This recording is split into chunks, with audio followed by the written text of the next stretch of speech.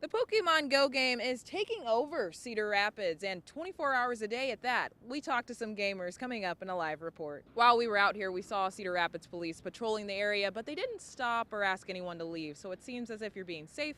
You can continue playing. That's right, Nicole. We were out here at just about midnight, and there were more than 100 people sitting on the lawn, and they all left about 5 a.m., so that's 5 hours of playing. As we mentioned, I am on 380 at the Swisher exit. That's mile marker number 10, and I'll go ahead and step out of the way so you can see what's going on down here. Now, this was a two-vehicle accident in the northbound lanes. One car was in the middle of the road near the median, but at this time, both of the detours. Again, this is mile marker number 10. There is official detours in place, but the lanes between Iowa City and Cedar Rapids are currently closed, and we're working to find out more information on just what exactly happened. The Army and the Red Cross are out here making sure all the victims are okay, but I'll go ahead and step out of the way so you can look at some of the damage we're seeing out here. The roof is completely blown off of this apartment complex. There's debris everywhere, wood pieces of the roof. There's a shed practically turned on its back over there, and a cell phone tower that's completely down and mangled across the ground. So say that the sirens did not sound. Benton police say that's because the storm was only expected to have wind gusts up to 60 miles per hour, and in order for the sirens to sound, they needed to be more than 70 miles per hour.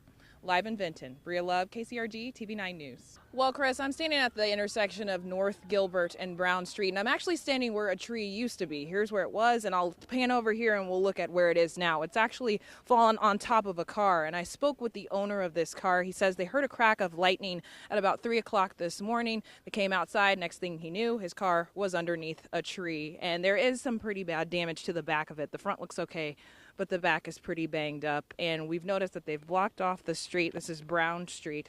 Cones are blocking the front and back of the street, and also in front of where some of these downed power lines were.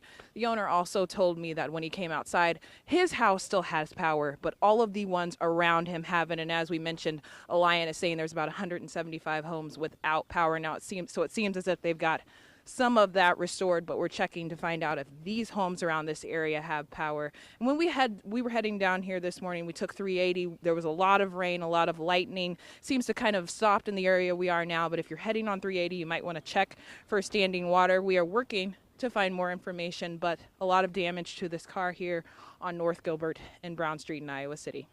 Live in Iowa City, Bria Love, KCRG TV 9 News. Sure thing, I can, Bria. If you look behind me, you can still see a lot of debris, and that's the big issue here. That's why this portion of the road is still closed down and is going to be closed down until they can get those semis out of the road.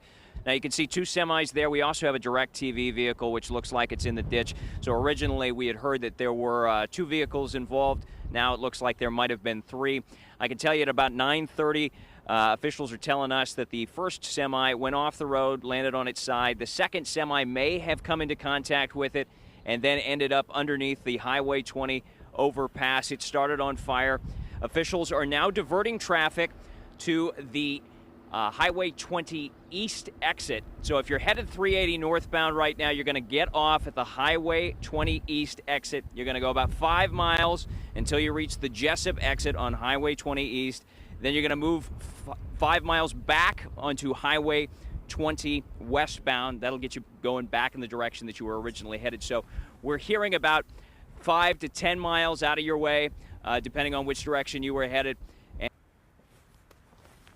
This gym is treated as a public park, so there are a couple of rules. There's no pets and no littering, of course, but it's free for anyone, and anybody can come out and try and have some fun on the equipment. But something you might want to remember is when you go to the gym, there's about 1,200 barrels here at this facility, and in July they're expected to run out of space. That means business is booming, and new legislation could make it even better for these businesses. The gates open here in just about 10 minutes, and setup has been going since about 4:30 this morning. They're starting out the fair with a horse show and the Fair Queen present. Yeah, that's right, Chris and Nicole. Setup started at 4:30 this morning, so you can imagine there is plenty going on this weekend. And even the Fair Queens got up early with us to talk this morning. I'm standing with last year's winner, Maddie Timmerman. Maddie, thank you so much for being here this morning. Yes, thank you. So could you explain to us, how does the Fair Queen process work? How do you get nominated?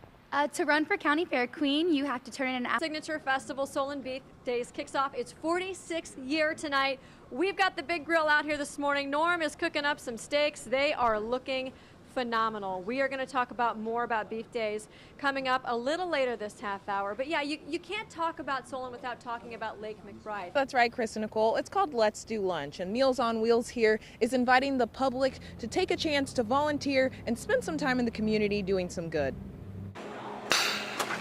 Right now, Horizon's Meals on Wheels is doubling capacity.